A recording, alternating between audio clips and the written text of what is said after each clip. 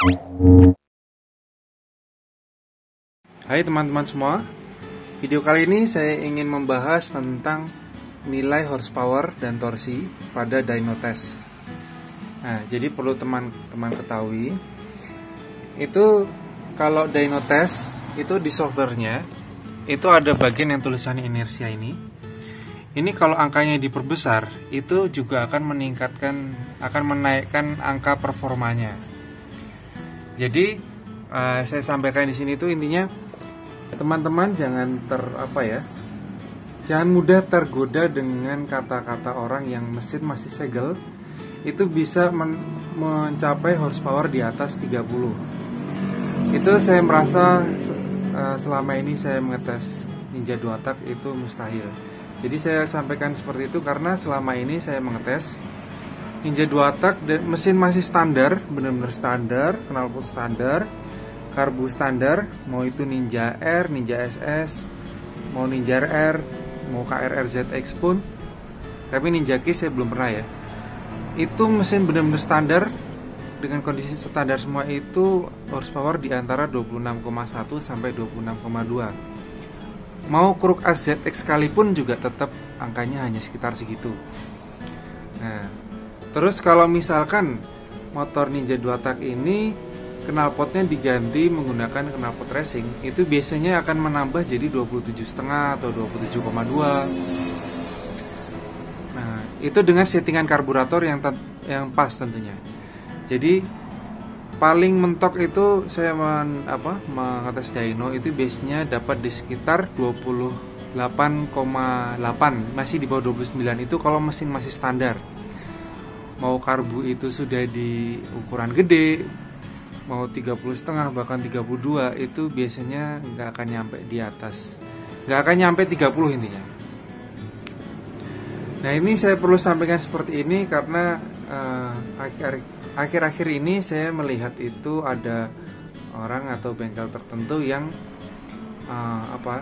menyampaikan bahwa motornya itu standar bisa sampai di atas 30 horsepower, 33 atau bahkan 35. Itu menurut saya itu mungkin bisa jadi permainan manipulasi data. Ini perlu diketahui ya. Ini 3,36. Nah, ini yang saya gunakan ini adalah sekarang knalpot racing CC yang sekarang lagi saya riset untuk yang high RPM. Ini knalpot racing yang sebelumnya. Nah, ini saya ingin memperlihatkan bagaimana efeknya kalau misalkan ini diubah. Oke, sekarang saya akan mengetes ini. Jadi ini ukuran standarnya. Jadi ini mendapatkan angka seperti ini pun ini tidak asal juga. Ini ada settingannya, import config. Ini saya dapat dari Dynolits, yang punya Dynolits ini. Ini data penilaiannya itu hampir seperti standarnya internasional. Jadi memang segini ya, 3,36. Ini nanti ini akan saya tes di angka segini berapa horsepowernya. Habis itu nanti angka ini akan saya rubah menjadi lebih besar ya. Oke, mari kita lihat.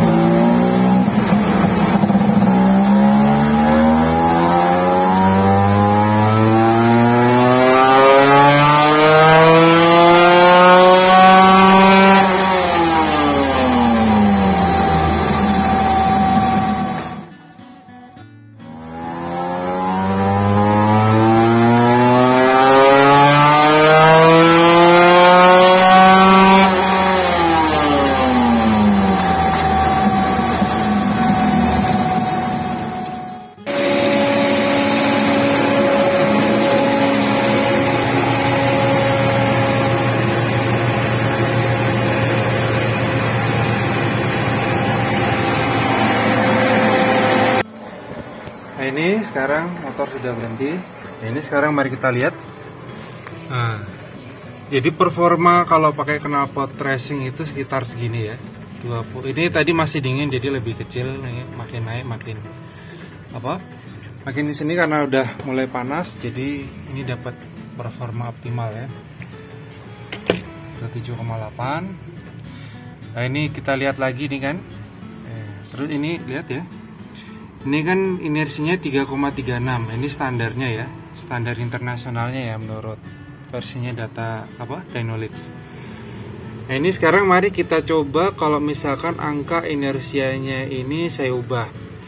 Ini saya ubah jadi angka 4 aja, ini pasti performanya akan naik ya. Coba ini angka 4.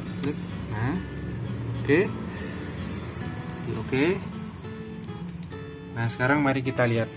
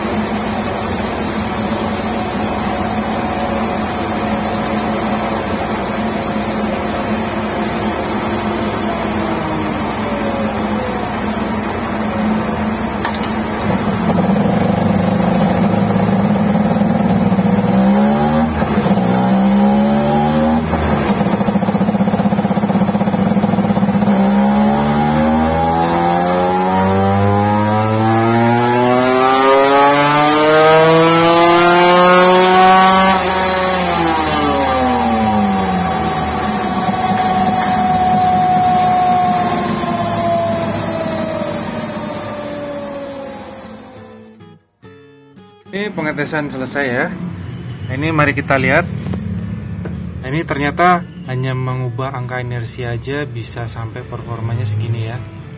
Kelihatan ya, ke 5,6. Tadinya saya coba angka 4 mungkin bisa dapat di atas 30, ternyata masih belum. Nah, ini jadi apa standar internasionalnya segini ya. Ini standar internasional menurut versi Dynolix. Nah, ini 271, 27,8. Nah, terus ini tadi kan saya ubah jadi angka 4,8 ya. Ini kan standarnya 3,36. Jadi ini tinggal saya balikan lagi ke semula. Nah, ini terus dyno. Nah, ini balik lagi seperti semula. Nah, ini standar internasional segini. Nah, ini saya tunjukkan ini biar teman-teman itu tidak tidak tergiur dengan kata mesin standar. Hanya dengan ganti knalpot racing aja itu bisa sampai 30, di atas 30. Itu ya saya mohon maaf kalau terlalu jujur. Intinya kalau mesin standar dibuat knalpot racing dan hanya ganti karbu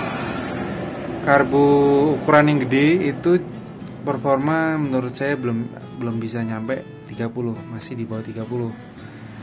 Selama ini saya ngetes dyno itu mau itu pakai ground booster, pakai kabel yang biasanya disambungkan negatif dari aki ke coil atau ke kop mesin, itu pun juga nggak akan sampai 30. Paling naik horsepowernya juga sedikit sekali. Jadi paling sekitar, selama ini saya ngetes kabel booster pun itu biasanya nggak akan nyampe 1 horsepower. Selisih naiknya biasanya akselerasi naik atau horsepowernya juga naik sedikit, 0, berapa, nggak akan nyampe 0,5 selama ini. mau merek apapun. Nah, itu juga saya perlu sampaikan juga, kalau saya tekankan lagi, jadi kalau misalkan motor itu masih bloknya masih standar, bener-bener standar, mau itu KRR-ZX, mau itu RR-CBU, mau itu yang bloknya 1855, Ninja SS, Ninja R, atau Ninja Rare New, itu performanya kalau bener-bener standar, karbu standar, itu dapat di sekitar 26,1 sampai 26,2. Nah, terus kalau diganti knalpot yang racing paling jadi sekitar 27,5. Kalau misalkan knalpot racingnya itu juga kurang begitu bagus, ya paling naiknya dikit, paling cuma 26,8 atau 26,5 mungkin. Jadi naiknya sedikit banget. Jadi knalpot racing itu juga perlu pertimbangkan kualitasnya, bentuknya. Ganti knalpot racing aja itu naiknya hanya sekitar 1,5. Kalau knalpot bagian volumenya itu ukurannya lebih gede, itu biasanya akan lebih naik lagi, mungkin 28 atau hampir 29. Tapi biasanya performa di RPM bawahnya agak berat, RPM atasnya lebih melejit. Tapi itu, jadi intinya seperti itu. Jadi saya ingin sampaikan di sini biar teman-teman tidak tergiur dan mengeluarkan uang banyak hanya demi membeli spare part atau apapun itu, yang itu diiming-imingi dengan naik horsepower di atas 1 atau di atas 2. Kalau motor Ninja 2 tak itu kalau misalkan naik 1 horsepower aja, itu efeknya itu beda banget. Itu di jalan udah terasa sekali. 0,2, 0,3 terasa.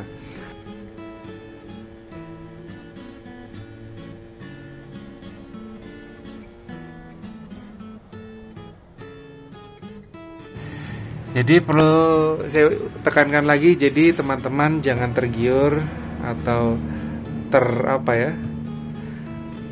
terbohongi lah dengan kata-kata mesin standar, mesin benar-benar masih standar, karbu dinaikkan jadi ukuran 32 atau gimana, ganti knalpot racing, pakai kabel booster atau gimana, itu sampai di atas 30 horsepower. Itu mustahil. Kenapa saya bisa bilang itu? Karena manipulasi data bisa dilakukan di sini. Ini ya, tadi saya tunjukkan ya. Jadi selama ini saya kalau misalkan ngetes dyno, jadikan konten, andaikan cara saya buat konten atau cara ngetesnya itu salah, biasanya saya take down. Saya mengutamakan kejujuran dan kepercayaan. Saya tidak mau memberi keterangan palsu ibaratnya. Ya udah, mungkin ini informasi sudah cukup untuk memberi gambaran buat teman-teman ya. Semoga informasi ini bermanfaat, bisa memberi gambaran buat teman-teman. Sampai jumpa di video berikutnya. Makasih.